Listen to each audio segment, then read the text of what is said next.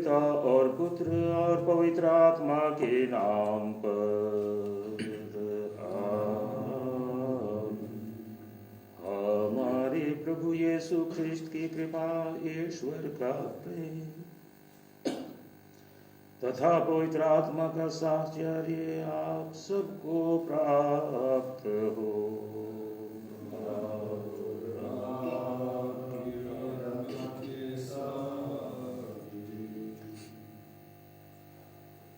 प्रिय माता पिता, भाइयों एवं बहनों, जन्म पर्व के बाद आज तीसरा दिन है, 27 दिसंबर, और यह रविवार का दिन है। ख्रिस्त जयंती के पश्चात प्रथम जो रविवार होता है वह हमेशा ही हमारे धर्म विधि कैलेंडर के अनुसार पवित्र परिवार का उत्सव होता है, जिसमें जोसेफ, मरियम और यीशु हैं। कलीसिया अपने भक्तों को इन कैरेक्टर्स, इन पात्रों के जीवन पर चिंतन करने के लिए आमंत्रित करती है, और तीनों का जो एक समूह है जिससे परिवार बनता है, उस परिवार को आदर्श के रूप में अपने अपने परिवार में अपनाने, उसके अनुरूप जीने के लिए उत्सुक बने रहने की जरूरत है। इसलिए कलीसिया हमसे चाहती है कि इस त्यौहार को, उत्सव को हम गंभीरता से लें और इसे अपनाने के लिए सभी अपने परिवारों में प्रयासरत हों। आइए हम इस मतलब के लिए प्रार्थना करें कि हमारे परिवार पवित्र हों, नाज़रेत के पवित्र घराने के अनुरूप हम जीने के लिए प्रयत्नशील बने रहें। बच्चे यीशु की भूमिका में हैं।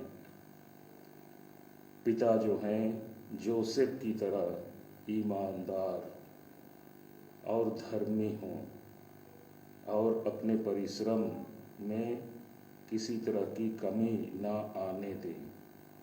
परिवार की आवश्यकताएं पूरी करने में वो दत्तचित लगे रहें, बने रहें। माँ की भूमिका, मरिया की भूमिका में माताएं हैं।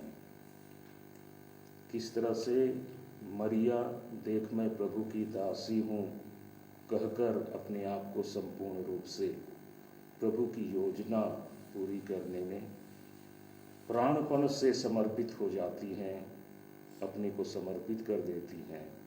उसी तरह हर माँ अपने परिवार की देखरेख में और ईश्वर की सेवा भक्ति में अपने को समर्पित कर सके।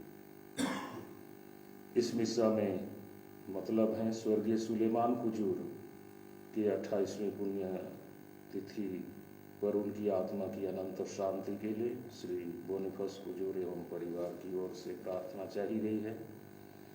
इसी के साथ स्वर्गीय जूलियस फेस, जिनकी मृत्यु लगभग 92 वर्ष की आयु में हुई, उनकी आत्मा की अनंत शांति के लिए एवं दुखित परिवार को सांत्वना प्राप्त हो, इसके लिए प्रार्थना चाहते हैं मुक्ति पारा के पंचगण। आइए हम इन मतलबों को लेकर और निजी अभिप्राय को लेकर इस पावन यूखरिस्तीय समारोह में सहभागी हों। मैं आप सबका इस आनंद, खुशी की और उल्लास के वातावरण में इस पवित्र यूखरिस्तीय समारोह में सहभागी होने के लिए हार्दिक स्वागत करता हूँ, अभिनंदन करता हूँ। आइए अपनी कमजोरियों, दोष, गुनाहों, पापों के लिए प्रस्ताव करते हुए क्षमा याचना करें। हम सब मिलकर बोलें, हे भाइयों और आप लोगों के सामने स्वीकार करता हूँ कि मैंने मन, वचन और कर्म से और अपना कर्तव्य पूरा न करने से बार बार पाप किया है। मैं अपना दोष स्वीकार करता हूँ, इसलिए मैं धन्यवाद मरियम से, स्वर्ग के सब दूतों, सब संतों और आप लोगों से हे भाई और बहनों विनती करता हूँ कि आप मेरे लिए प्रभु परमेश्वर से प्रार्थना, सर्वशक्तिमान ईश्वर हम लोगों पर दया करें और हमारे पाप क्षमा कर हमको अनंत जीवन प्रदान करें।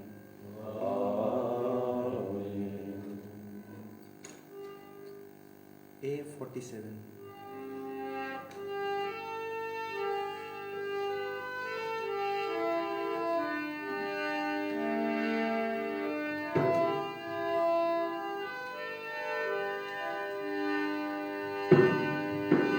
दया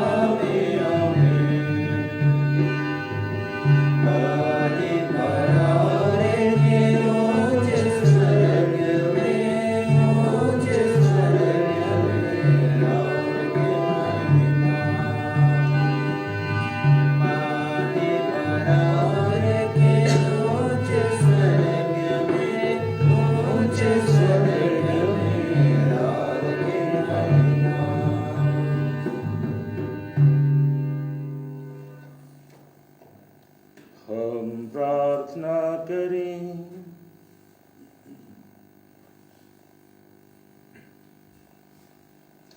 हे ईश्वर, तूने हमारे सम्मुख पवित्र परिवार का ज्वलंत आदर्श रखा है। हम पारिवारिक सद्गुणों के अनुपालन से उसका अनुकरण करें और प्रेम के अटूट बंधन में बंधे रहें। इस प्रकार हम एक दिन तेरे स्वर्गिक परिवार में सम्मिलित होकर अनंत आनंद प्राप्त कर सकें।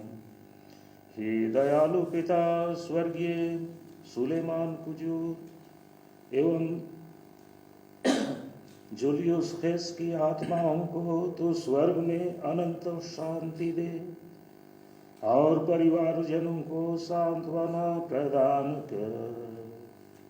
हम यह प्रार्थना करते हैं हमारे प्रभु और तेरे पुत्र यीशु ख्रिस्त के द्वारा, जो ईश्वर होकर तेरे तथा पवित्र आत्मा के साथ युगानुयुग जीते रहते और राज्य करते हैं। आमीन।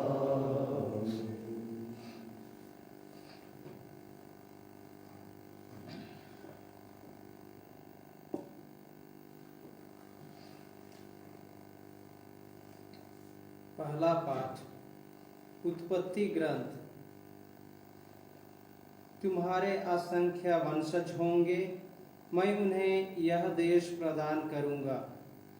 अब्राहम ने एक दिव्य दर्शन में ईश्वर की वाणी को यह कहते हुए सुना, अब्राहम डरो मत, मैं तुम्हारी ढाल हूँ, तुम्हारा पुरस्कार महान होगा।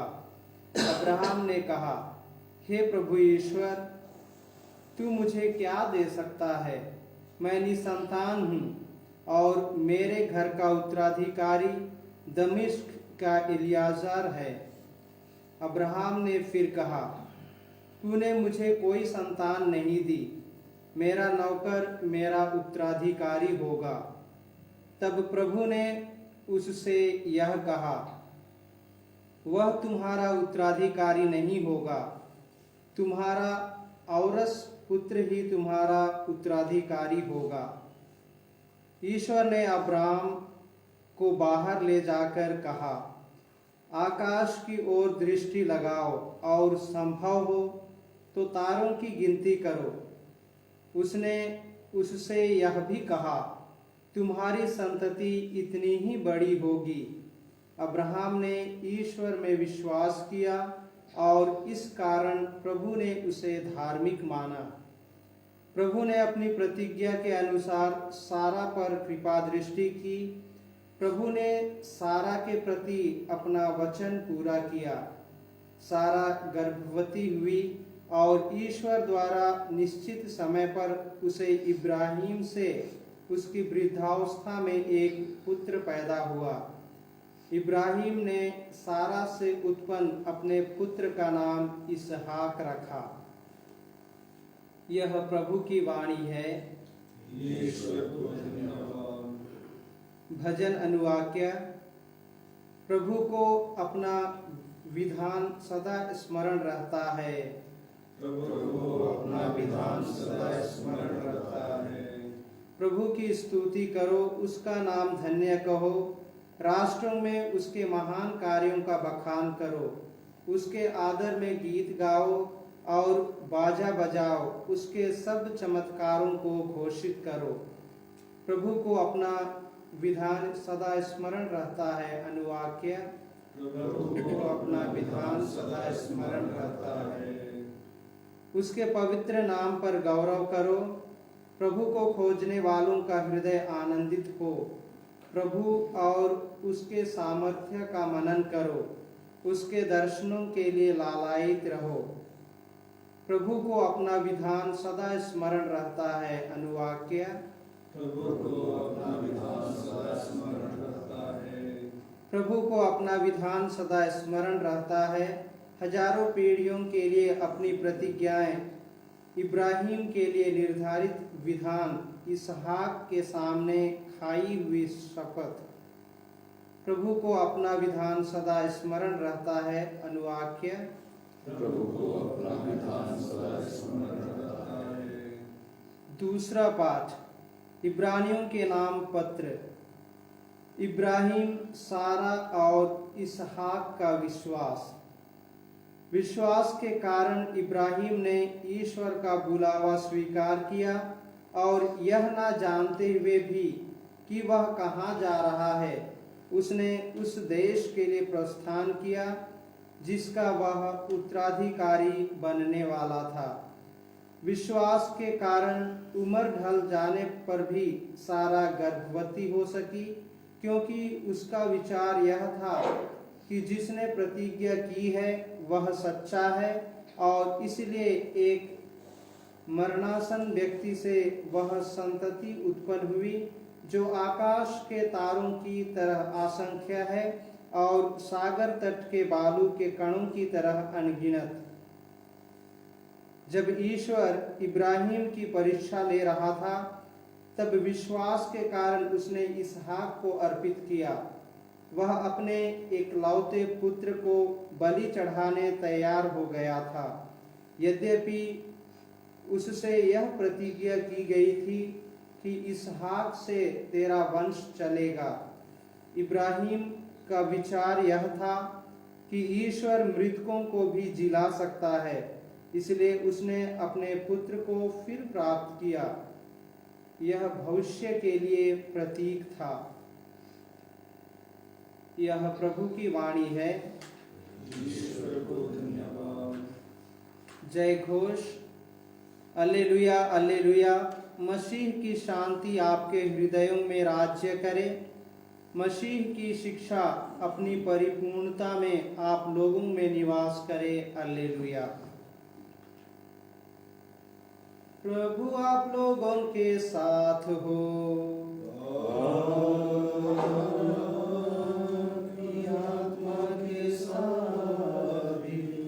संत लूकस के अनुसार पवित्र सुसमाचार। प्रभु की जय। बालक बढ़ता गया, उसमें बुद्धि का विकास होता गया। उस समय यरूशलेम में सिमियोन नामक एक धर्मी तथा भक्त पुरुष रहता था। वह इस्राएल की सांत्वना की प्रतीक्षा में था और पवित्र आत्मा उस पर छाया रहता था। उसे पवित्र आत्मा से यह सूचना मिली कि वह प्रभु के मसीह को देखे बिना नहीं मरेगा। वह पवित्र आत्मा की प्रेरणा से मंदिर आया। माता पिता शिशु यीशु के लिए संहिता की रीतियां पूरी करने जब उसे भीतर लाए, तो सिमियोन ने यीशु को अपनी गोद में ले लिया और ईश्वर की स्तुति करते हुए कहा, हे प्रभु, अब तू अपने वचन के अनुसार अपने दास को शांति के साथ विदा कर, क्योंकि मेरी आंखों ने उस मुक्ति को देखा है जिसे तूने सब राष्ट्रों के लिए प्रस्तुत किया है। यह गैर यहूदियों के लिए प्रबोधन के लिए ज्योति है और तेरी प्रजा इस्राएल का गौरव। बालक के संबंध में ये बातें सुनकर उसके माता पिता अचंभे में पड़ गए। सिमियोन ने उन्हें आशीर्वाद दिया और उसकी माता मरियम से यह कहा, देखिए, इस बालक के कारण इस्राएल में बहुतों का पतन और उत्थान होगा। यह एक चिन्ह है जिसका विरोध किया जाएगा, जिससे बहुत से हृदयों के विचार प्रकट हो जाए और एक तलवार आपके हृदय को आर पार बेधेगी।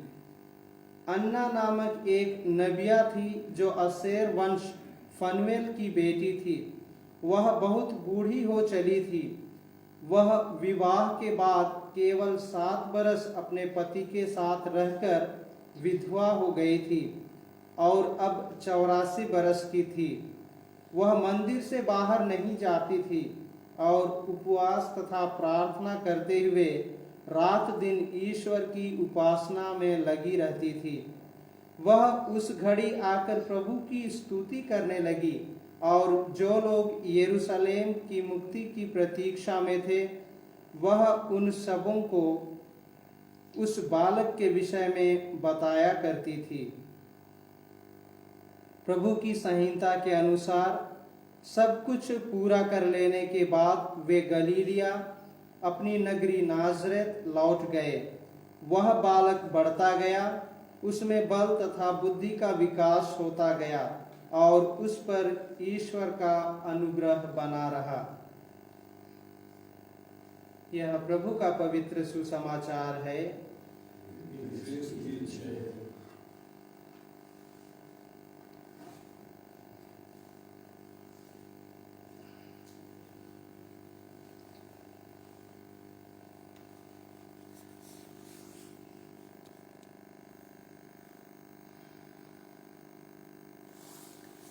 प्रिय माता पिता, भाइयों एवं बहनों, अंग्रेजी में एक कहावत है, a family that prays together stays together, that prays together stays together। जो परिवार एक साथ प्रार्थना करता है, प्रार्थना में एकत्र होता है, वह परिवार संगठित रहता है। वह परिवार मिलजुल कर माता पिता के साथ बच्चे और आपस में पति पत्नी एक साथ ये आगे बढ़ते हैं, पारिवारिक जीवन का निर्वाह करते हैं। आज माता कलीसिया हमारा ध्यान पवित्र परिवार की ओर आकृष्ट करती है। पवित्र परिवार में जोसेफ मरियम के साथ यीशु हैं और आज के सुसमाचार के अनुसार वो बहुत छोटे हैं। हो सकता है कि जन्म के प्रथम सप्ताह में ही या सप्ताह पूरा होने से पहले ही ये यीशु को मंदिर में चढ़ाने के लिए ले जाते हैं। इस बीच में कुछ अंडरग्राउंड कुछ हलचलें हो रही हैं। इस बीच तीन मंजूसी, तीन ज्ञानी व्यक्ति आकर यीशु से मिल चुके हैं और यह प्रकट हो चुका है, व्यक्त हो चुका है कि यह असाधारण राजा है, राजाओं का राजा है। ये बात फैल रही है और गडेरिए भी आकर के अपनी ओर से जो उपहार देना है, उसके प्रति जो प्यार प्रकट करना है, यह सब हो चुका है। एक आनंद का परिवेश है, उल्लास का वातावरण है, खुशी की लहर चारों ओर देखने को मिल रही है। लेकिन अंडर करंट जो हलचल है वो विरोध का है। इसी बीच हेरोद अपने सैनिकों को भेजकर छोटे बालकों को मरवा डालेगा। ये बातें भी फैल रही हैं। इस बीच में यीशु मंदिर में चढ़ाए जाते हैं, गोद में हैं, अबोध हैं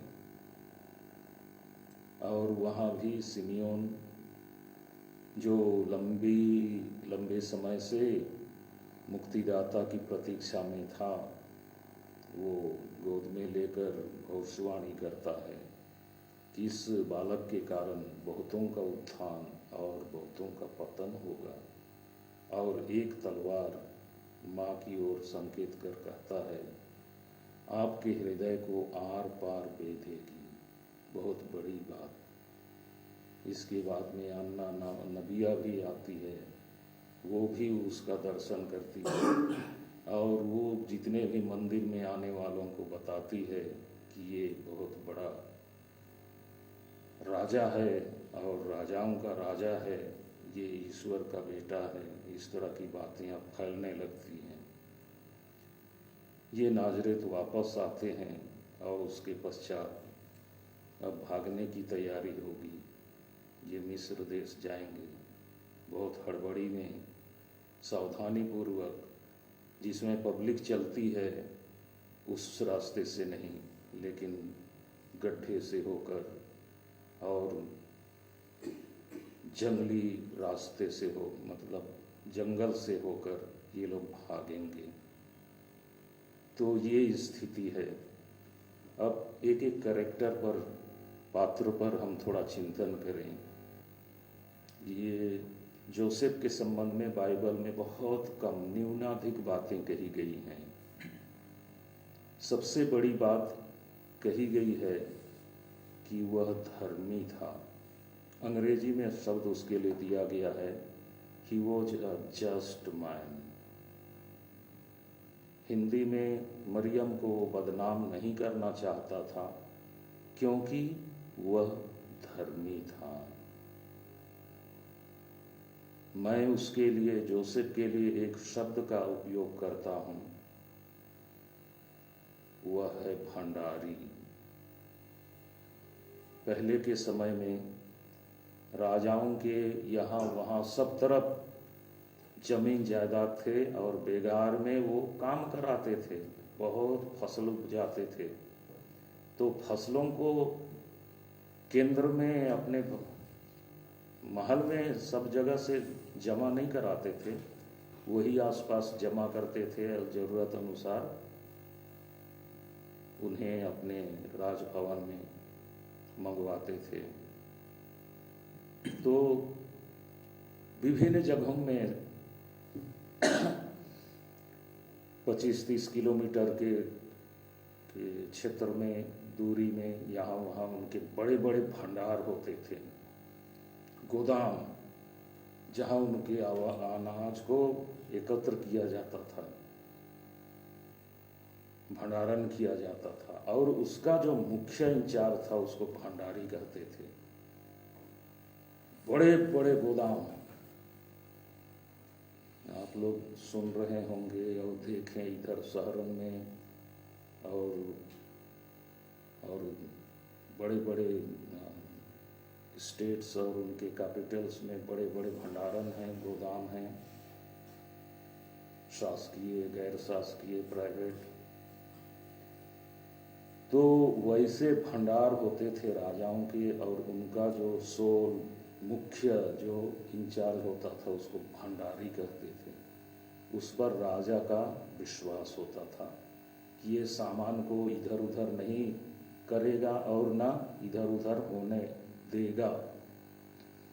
किसी भी खतरे का सामना करते हुए ये भंडार की सुरक्षा के लिए ईमानदार व्यक्ति, सही व्यक्ति है, ऐसे व्यक्ति का चयन करते थे और उसको भंडारी बोलते थे। सब लोग उनको भंडारी कहते थे।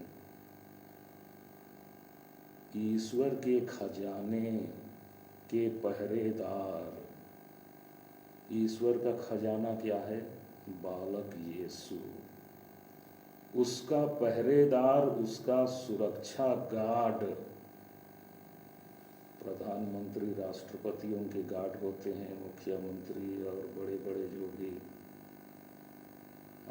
पदाधिकारी हैं उनके गार्ड्स होते हैं। किसको जेट प्लस, किसको और क्या, और कि इस तरह के सुरक्षा गार्ड्स की क्या है व्यवस्था होती है।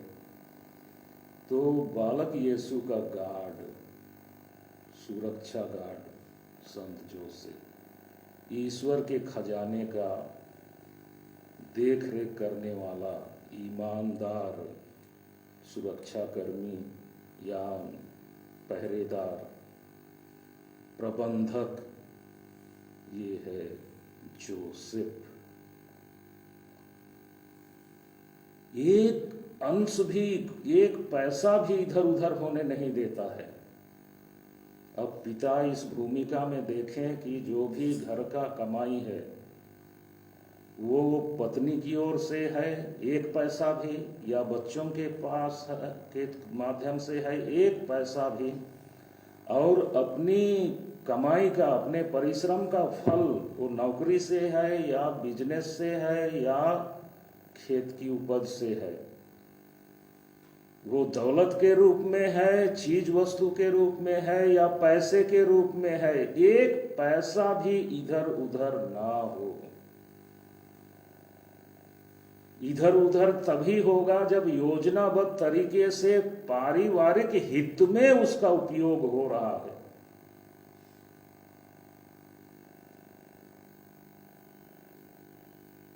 ईमानदारी इतनी थी जोसेफ में कि उसने अपना सब कुछ लुटा दिया ईमान के लिए, सच्चाई के लिए, चीज वस्तुओं की सुरक्षा के लिए। और उसका नतीजा क्या होता है? आखिरी समय जब आता है, एक ओर यीशु बैठे हैं, दूसरी ओर मां मरियम। मैं यहां बैठा हूं वेदी के, आप लोगों के लिए पिछला हिस्सा होगा, तो इस हिस्से में मैं बैठा हूं, तो उधर सामने और एक व्यक्ति बैठे, तो एक और माता मरिया है, एक और यीशु है, और उनके एक तरह से दोनों की गोद में कहें, वो अंतिम सांस लेते हैं जोसेफ। और उसका नतीजा ये होता है कि वो बिल्कुल सुरक्षित, बिना कठिनाई, बिना कोई सवाल जवाब, उसके लिए स्वर्ग खुलता है। और इसलिए वो भला मरण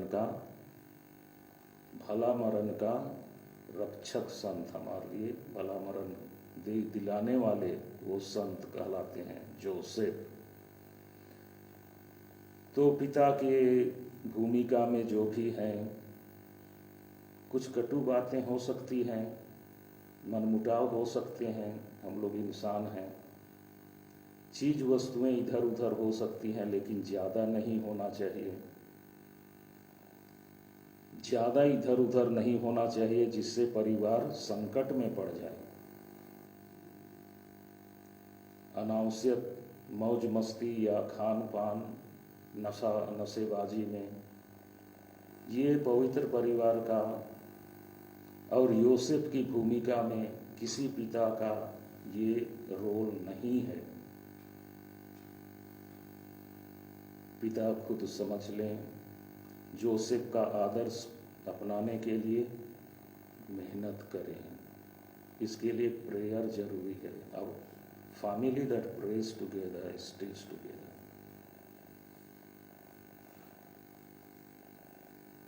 और एक कहावत है, जैसे बाप वैसे बेटा।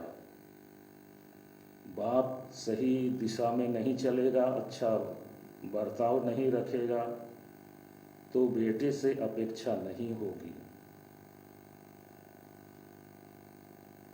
और हमारे क्षेत्र में और अधिकांश मानवीय समाज में पितृ प्रधान परिवार होते हैं, जिसमें पिता मुख्य है परिवार का, इसलिए उसकी जिम्मेदारी, जवाबदेही और भी ज्यादा गंभीर हो जाती है। इसलिए अपने जीवन को मोम जैसे जल कर के खुद नष्ट हो जा रही है, लेकिन ज्योति फैला रही है, पिता की वही भूमिका है। अपनी शक्ति, क्षमताएं, उपलब्धियों को परिवार की उन्नति, विकास के लिए, सुरक्षा के लिए दे देना। टीवी में एक कार्यक्रम था, एक पक्षी बच्चे को बचाने के लिए घोंसले में बिल्ली आई थी, तो उसे भगाने के लिए वो कोशिश करती है, और भगाते भगाते खुद वो पक्षी उसका शिकार हो जाती है, बिल्ली का। स्वाहा करने की तमन्ना हो अपने आप में। माता मरिया, देख मैं प्रभु की दासी हूं के साथ ही अपने सर्वस्व को निछावर कर देती है। इसके संबंध में ज़्यादा और कहने की ज़रूरत नहीं है। हम लोग बार बार माता मरिया की भक्ति में एक तरह से बहते हैं या उससे रमते हैं। यीशु बच्चों की भूमिका में है। बच्चों को हर तरह से आज्ञा पालन, हर तरह से समर्पण, हर तरह से देख मैं तेरी इच्छा पूरी करने आया हूँ। पिता को बार बार कहते हैं मेरी इच्छा नहीं तेरी इच्छा हो, मेरी इच्छा नहीं तेरी इच्छा हो। माता पिता की इच्छा बच्चे पूरा करें। आइए हम प्रार्थना करें कि पवित्र परिवार का उदाहरण हमारे परिवारों में देखा जा सके। ईश्वर हमसे प्रसन्न हो और हमें पुरस्कृत करें। प्रेरितों का धर्मसार स्वर्ग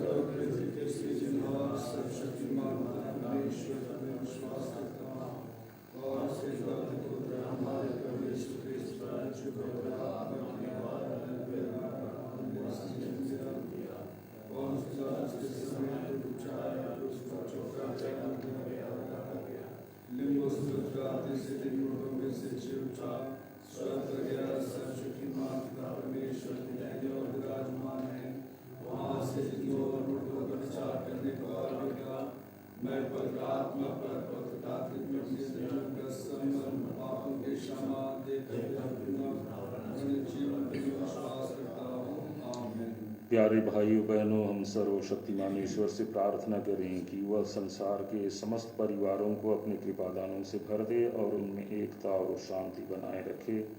हम भी परस्पर प्रेम और सहयोग द्वारा स्वर्ग की ओर बढ़ें।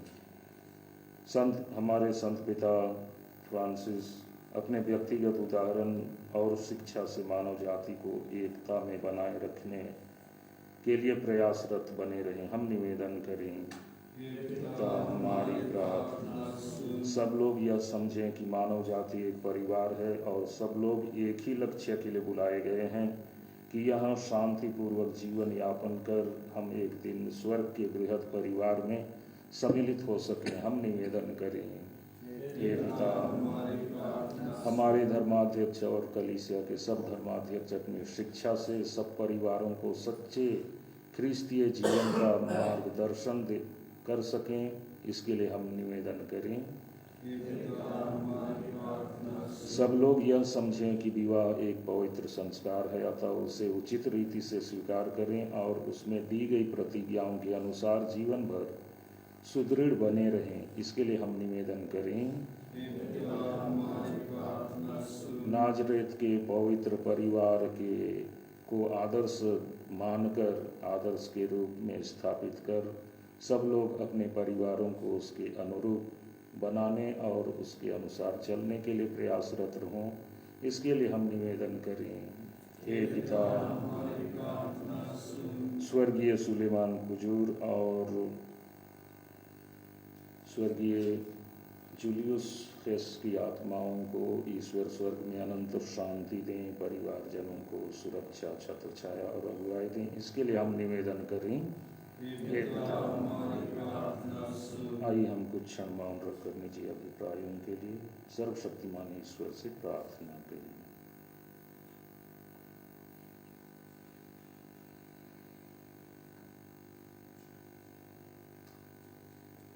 हे सर्वशक्तिमान पिता, यहाँ उपस्थित हम सबकी प्रार्थनाएं सुन। सब परिवारों को अपने कृपादानों से भर दे कि वे यहाँ शांतिपूर्वक जीवन बिताकर स्वर्ग के बृहद परिवार में सम्मिलित हो सकें। ऐसी कृपा कर हमारे प्रभु ख्रीस्त के द्वारा, आमीन। N34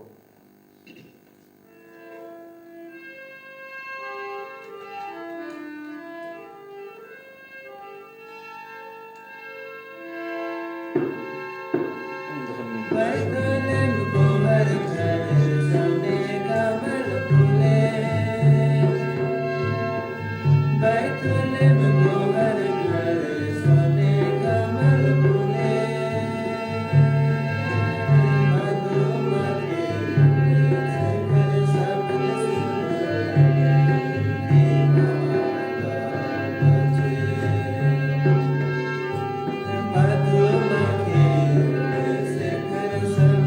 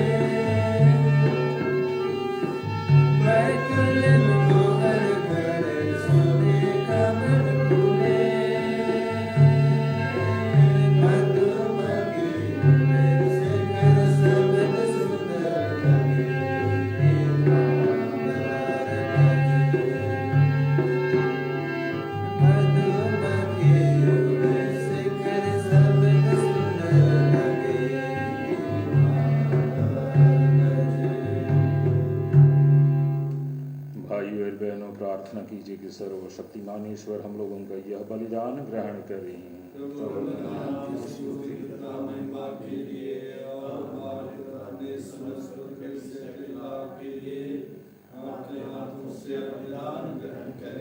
हे प्रभु, हम तुझे प्रायश्चित का यह बलि चढ़ाते हैं। हम दीनता पूर्वक प्रार्थना करते हैं कि तू इस माता कुंवारी मरियम और संत यूसुफ के निवेदन से हमारे परिवारों को कृपा और शांति की नींव पर सुदृढ़ रख, हमारे प्रभु ख्रीस्त के द्वारा। प्रभु आप लोगों के साथ हो और आपकी आत्मा के साथ। प्रभु में मन लगाइए, हम प्रभु में मन लगाए।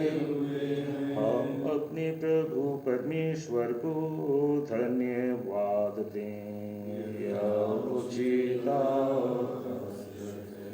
हे पूज्य पिता, यह परम उचित है, हमारा कर्तव्य तथा कल्याण है कि हम सदा और सर्वत्र अपने प्रभु ख्रीस्त के द्वारा तुझे धन्यवाद दें।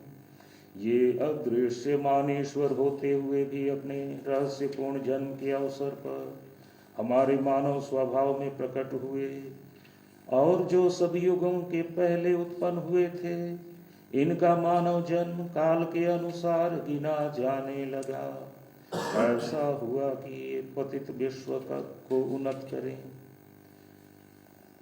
सृष्टि मात्र को पूर्णता प्रदान करें और पापी मानव के लिए स्वर्ग का द्वार खोल दें। इसलिए हम आनंद की उमंग में निरंतर एक स्वर से यूं गाते हैं,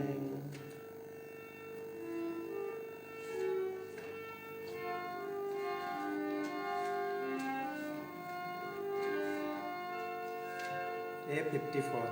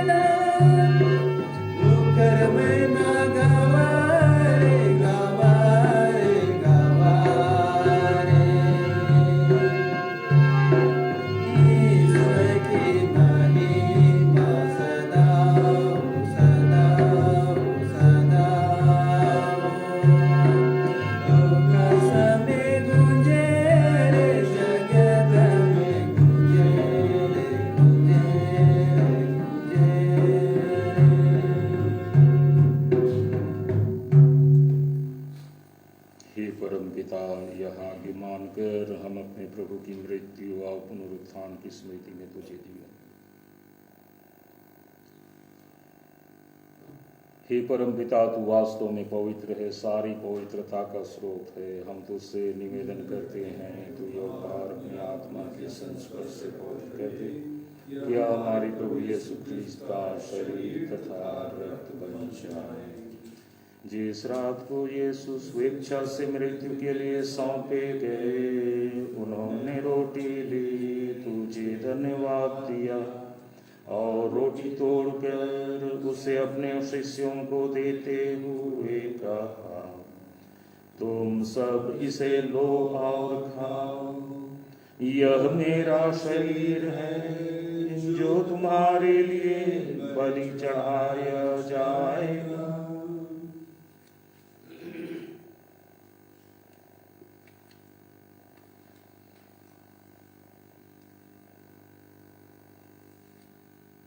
इसी भांति भोजन के बाद उन्होंने कटोरा लिया, तुझे धन्यवाद दिया और उसे अपने शिष्यों को देते हुए कहा, तुम सब इसे लो और पियो, यह मेरे रक्त का कटोरा है, नवीन और अनंत व्यवस्थान का रक्त, जो तुम्हारे और बहुतों के पापों की क्षमा के लिए बहाया जाएगा।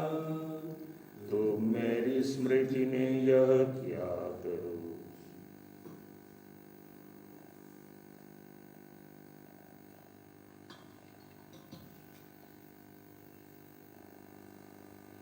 यह है हमारे विश्वास का रहस्य, ख्रिस्त मरे, ख्रिस्त जी उठे, ख्रिस्त महिमा के साथ फिर आवे। हे परमपिता, यह आज्ञा मानकर हम अपने प्रभु की मृत्यु और पुनरुत्थान की स्मृति में तुझे जीवन की रोटी और मुक्ति का कटोरा चढ़ाते हैं। हम तुझे धन्यवाद देते हैं कि तूने हमें अपने सम्मुख उपस्थित होने और अपनी सेवा करने का सौभाग्य प्रदान किया है। हमारा नम्र निवेदन है कि हम सब जो ख्रीस्त का शरीर तथा रक्त ग्रहण करते हैं, पवित्र आत्मा के द्वारा एकता के सूत्र में बंधे रहें। प्रभु और हमारे संत पिता फ्रांसिस, हमारे धर्माध्यक्ष पतरस बेंच और सभी याजकों के साथ विश्व भर में फैले अपनी कलीसिया की सुधि दे तथा इसे प्रेम में सिद्ध बना दे। हे प्रभु, अपने सेवकों स्वर्गीय सुलेमान और जूलियस की सुधि ले, जिनको तूने इस लोक से अपने यहाँ बुला लिया है, उन्हें यह वर दे कि जैसे वे बपतिस्मा में तेरे पुत्र की मृत्यु के सहभागी हुए थे, वैसे ही उनके पुनरुत्थान का भी सौभाग्य प्राप्त करें।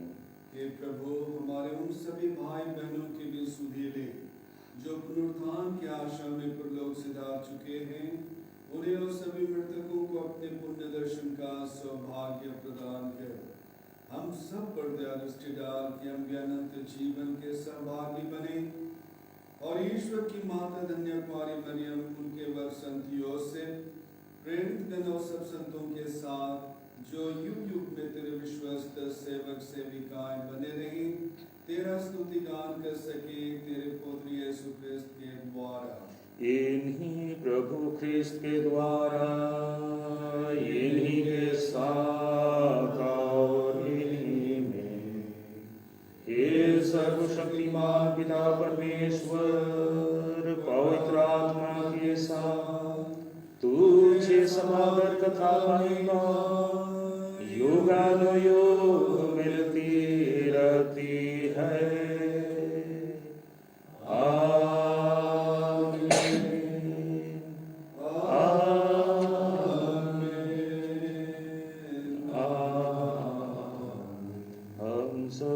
पिता ईश्वर से प्रार्थना करें जैसे प्रभु यीशु ने हमें सिखाया है।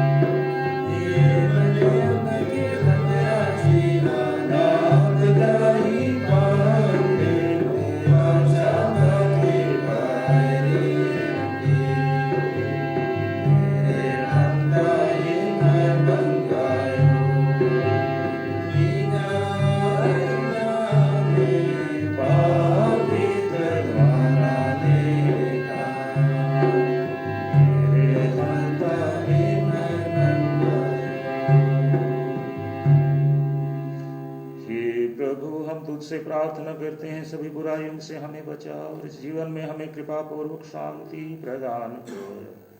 हम तेरी दया से सदा पाप से दूर और हर प्रकार की विपत्ति से सुरक्षित रहें और उस दिन की प्रतीक्षा करते रहें जब हमारे मुक्तिदाता यीशु ख्रिस्त फिर प्रकट होकर हमारी मंगलमय आशा पूरी करेंगे। क्योंकि तेरा सामर्थ्य और तेरी महिमा अनंत काल तक बनी रहती। हे प्रभु यीशु ख्रिस्त, तूने अपने प्रेरितों से कहा है, मैं तुम्हारे लिए शांति छोड़ जाता हूँ, अपनी शांति तुम्हें प्रदान करता हूँ। तू हमारे पापों पर नहीं, अपनी कलीसिया के विश्वास पर दृष्टि डाल और उसे शांति तथा एकता प्रदान कर। तू युगानुयुग जीता रहता और राज्य करता है। प्रभु की शांति सदा आप लोगों के साथ रहे।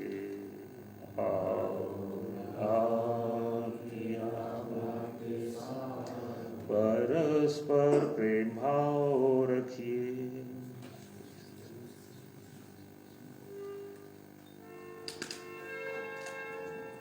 A15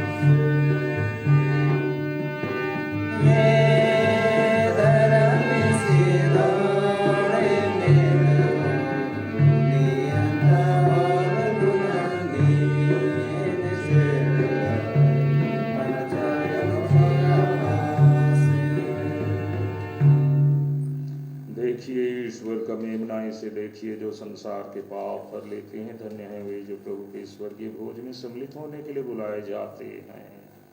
हे प्रभु, मैं योग्य नहीं हूँ कि आप मेरे किंतु शब्द कर दीजिए और मेरी आत्मा चंगी हो जाए।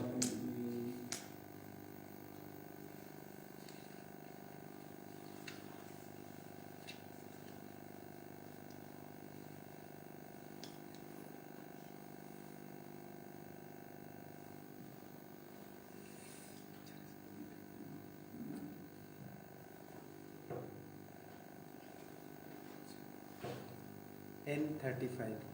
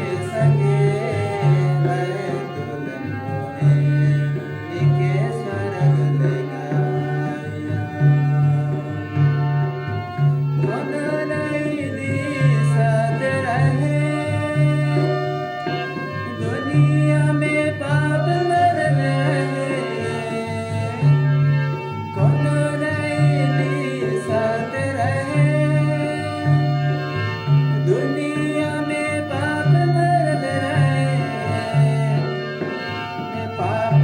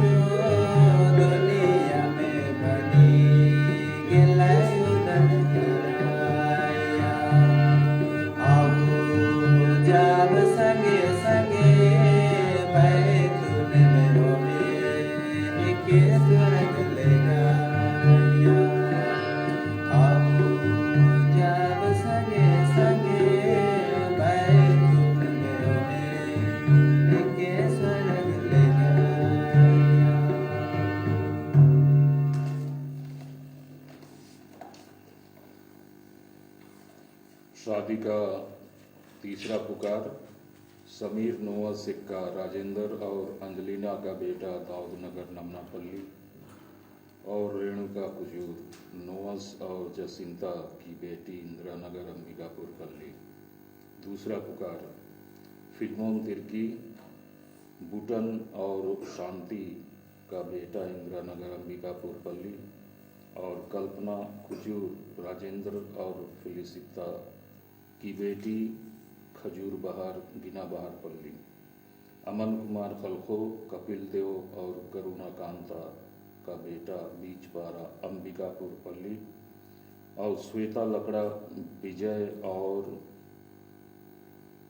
खोरेन की बेटी नीचेपारा अंबिकापुर पल्ली। दीपक तिर्की अदल साय और राजमनिया का बेटा दर्रीडी रायपल्ली और उर्मिला लकड़ा फर्दिनंद और पर्वतिया की बेटी भगवानपुर अंबिकापुर पल्ली। इनके संबंध में रोक टोक संबंधी कोई जानकारी किसी को हो तो संबंधित पल्ली पुरोहित को समय पर सूचित करने का कष्ट करें। धन्यवाद।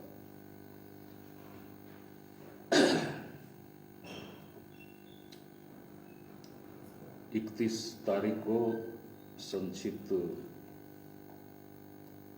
रात्रि मिस्सा का प्रसारण 10:30 बजे से होगा। 31 तारीख दिसंबर रात्रि मिस्सा धन्यवाद का मिस्सा 10:30 बजे से। इसके लिए सूचना 30 और 31 सुबह को भी मिस्सा में दी जाएगी। हम प्रार्थना करें। हे परम दयालु पिता, तेरे स्वर्गिक भोजन से हमें नवस्फूर्ति प्राप्त हुई है। यह वर दे कि हम पवित्र परिवार के आदर्श पर चलें।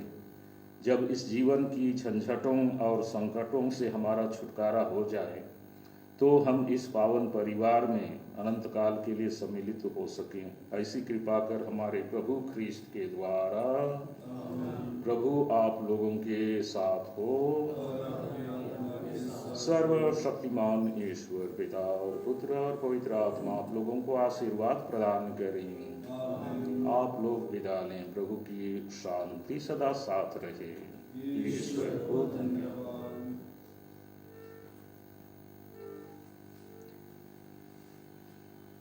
N21